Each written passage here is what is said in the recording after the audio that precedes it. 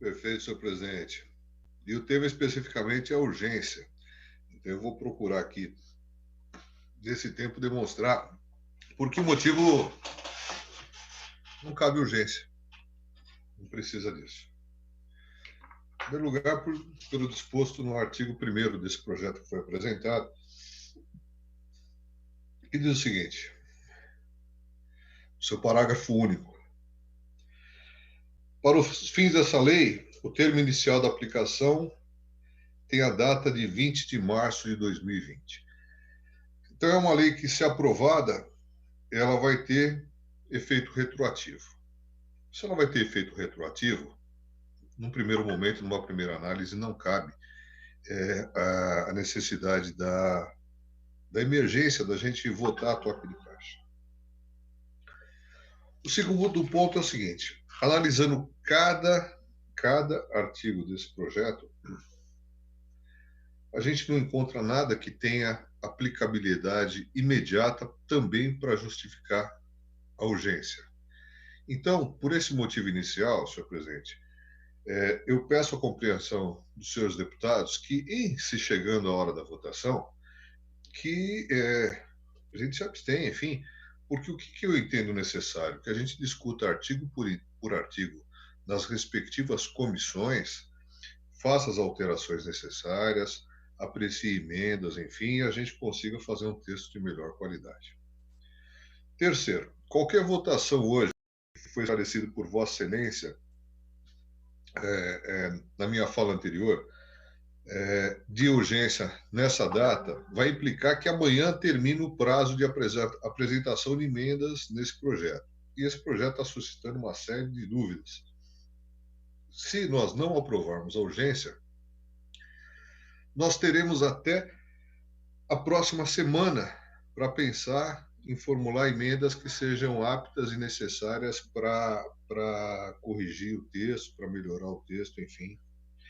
Essa é a primeira fala inicial. Como eu tenho ainda bastante tempo, eu vou começar a especificar cada artigo aqui, falar de cada artigo, e também mostrando que não há necessidade de emergência em nenhum deles.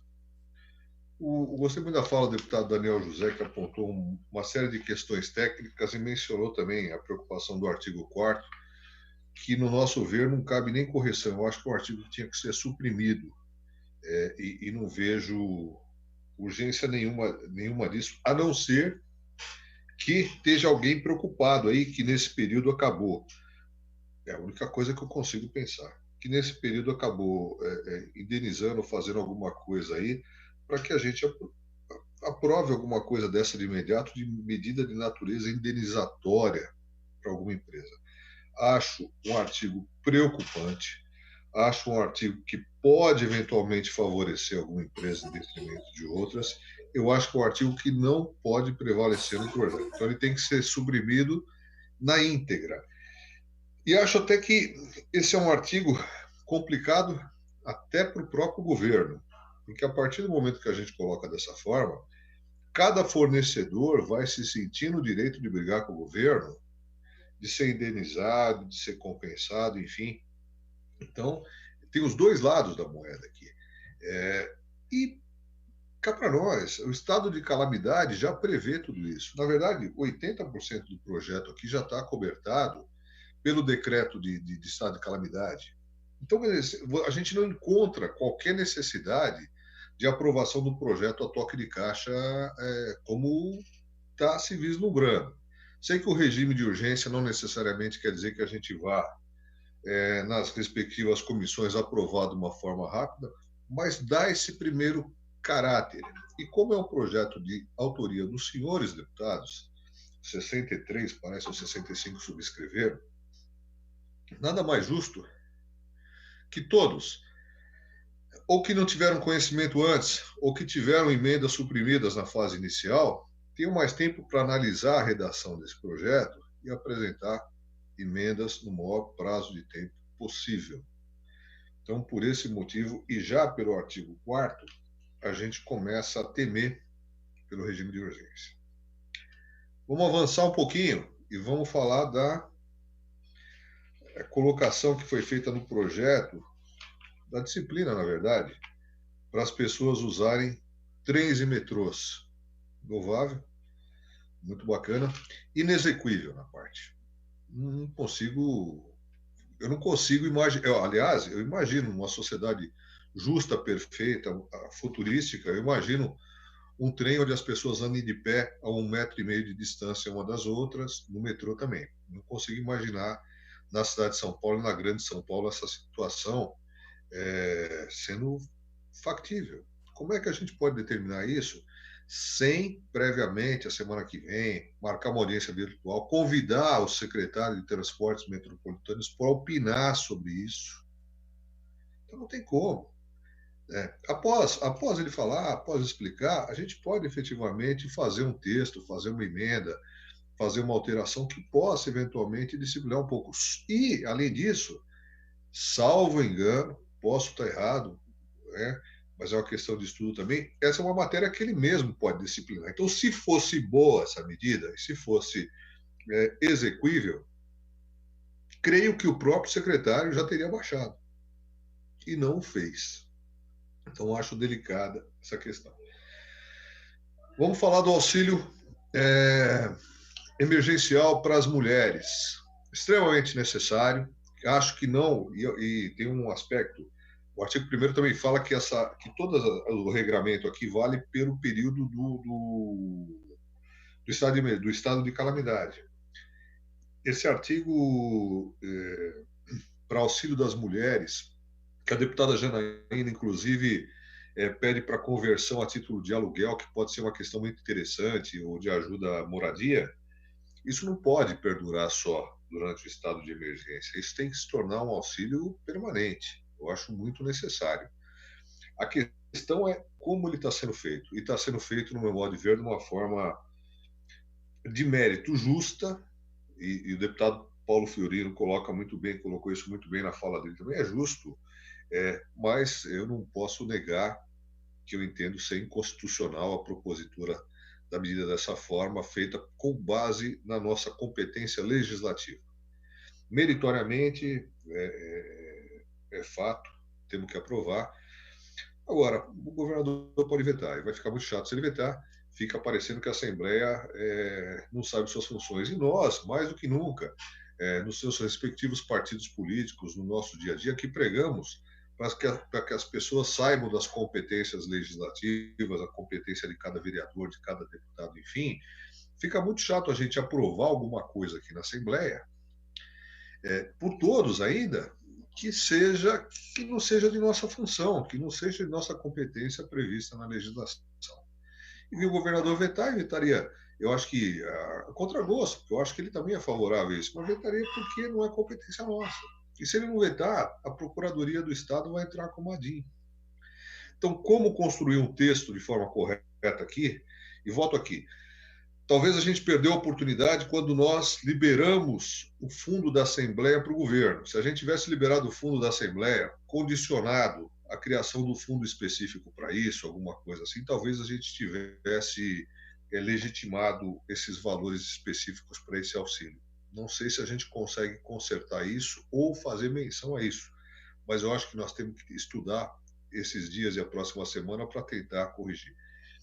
Talvez seja uma tentativa, vamos aprovar. Se for para votar dessa forma, qualquer deputado vai votar favorável. Quem é que vai votar contra a criação desse auxílio? Só que eu acho que, se a gente ver pelo lado governista da coisa, e não vamos pensar em termos de mérito, vamos pensar em termos de governo, oposição à situação, a situação vai deixar o governador numa saia justa, porque se ele vetar, e ele estaria fazendo legalmente o correto, que é vetar, a oposição vai falar o seguinte: olha, ele é contra pagar o auxílio para as mulheres. Vai ser o primeiro discurso. Então, o negócio é tão complicado. E se a gente vê pelo aspecto só nosso, enquanto parlamentar, de mérito é necessário.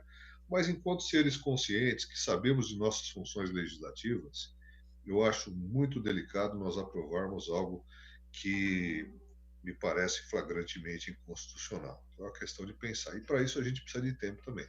Então, me preocupa, mais uma vez, essa questão de aprovar emergencialmente esse projeto, a discussão desse projeto, porque eu acho que isso aqui tem que ser muito e muito discutido. Aí vamos para o outro artigo que é interessantíssimo. É um artigo, não estou aqui com aquele que fala o seguinte, que o Poder Executivo e o Poder Judiciário ficam autorizados, desde já, a baixar salário, cortar gasto e tudo mais. É simbólico. O que tem de necessidade emergencial de se votar isso, de se apressar a discussão para isso? Primeiro, é competência de cada um dos poderes fazer isso. Se eles tivessem que mandar um projeto para casa para diminuir despesas ou não, eles já teriam mandado, e ninguém mandou coisa alguma. Então, o que nós estamos fazendo é o seguinte: nós votamos o corte de salário dos deputados, nós cortamos despesas, o Legislativo está fazendo a sua parte, e me parece que o Executivo e o Judiciário não estão fazendo a parte deles, a nível de economia. Então, o que nós estamos fazendo aqui num projeto de lei é mandando um recado, dizendo o seguinte: olha, vocês podem fazer, viu? Vocês estão autorizados. Façam aí que a gente concorda. Desculpa, isso aqui não eles podem fazer por si só, não precisam mandar recado. Eles são grandinhos o suficiente para entender o que tem e o que não tem que fazer. Eu não vejo realmente necessidade disso. Com relação aos hotéis, acho muito legal aproveitar isso, só que nós não fixamos um teto. Isso é perigoso. Perigoso porque tem gente de bem e gente que não é muito de bem. Então, isso pode dar brecha para irregularidades. Não vou discutir a qualidade de hotel A, B, C, não é isso. Mas a gente tem que disciplinar, a gente tem que estabelecer um teto de gastos, seja por quarto, por pessoa, alguma coisa assim, e não deixar aberto. Senão, numa região vai ser um preço, no outro o cara escolhe um hotel melhor, maior. E a questão é a seguinte: nós estamos lidando com dinheiro público. Ou a gente disciplina isso, e não dá para deixar a cargo de cada um fazer escolha de uma forma aleatória. Tem que ter um teto, e os hotéis que estejam predispostos a isso fazem esses convênios, enfim, e a gente disciplina isso. E tem mais itens. Com relação a... E daí também, que eu não vejo necessidade alguma de emergência, tem muito dispositivo aqui que é muito importante, que disciplina, que regula o demonstrativo daquilo que está sendo feito, enfim, a prestação de contas e a transparência. Isso é dever. Isso é dever. Não precisa estar na lei. Isso daqui é obrigação do Estado fazer isso daí, e nós temos o direito de cobrar essas informações. Então, eu falo, esse projeto é redundante, é muito redundante em certos pontos que já estão previstos. Então, por isso a minha preocupação de cada detalhe, de não ter uma rapidez muito grande na aprovação da urgência. Tem outro negócio complicado aqui, a gente precisa ouvir alguém, a questão da telemedicina. Telemedicina pode ser muito boa para médico explicar resultado de exames para pacientes, por um lado, mas para primeira análise, para diagnóstico, só conversar com o médico. É complicado. Tem a questão do toque, saber se é lesão alta, baixa. A analista enfermeira, ela sabe bem disso. É uma coisa meio complexa. É boa por um lado, agiliza por um lado, talvez não tão boa por outro. Então, talvez a gente precise ter uma discussãozinha e regular um pouco melhor o que casos isso pode ser aplicado. Então, eu não consigo entender a motivação de se objetivar a urgência disso. Eu acho que tem uma matéria muito legal aqui, tem matéria boa para ser discutida e que pode ser aperfeiçoada. Na prática, esse projeto, para efeito de combate ao Covid, não tem muita coisa. Eu acho que o que a gente tem que fazer aqui, todos nós, deputados, e aqui um pedido, deputado Gil, amigo Gil, aí só para terminar, faltam 40 segundos, eu vi uma frase muito bacana, eu vi até num comentário que estava sendo feito no YouTube, que, na verdade, todos devem... Eu vi esse comentário até no pessoal assistindo ao vivo. Se todos usassem máscaras lavassem as mãos e respeitassem os protocolos mínimos de higiene e saúde, a gente estaria muito melhor. Infelizmente, tem muita gente não respeitando isso. E não respeita porque nós temos um presidente falando uma língua e os governadores falando outra. Para concluir, Então, deputado Caruso. concluindo, que pelo menos nisso haja uma união. Gil, peça para o nosso presidente, ele tem força, ele tem respeito. Fala para ele, dizer para o povo o seguinte, que ele pode ser contrário a fechar tudo, mas que higiene, máscara faz bem, é necessário, que todo mundo deve usar sob pena de multa, de prisão, do que for. Porque a partir daí, cada governador com certeza vai ter uma força maior para prever o relaxamento de suas medidas. Próximo inscrito,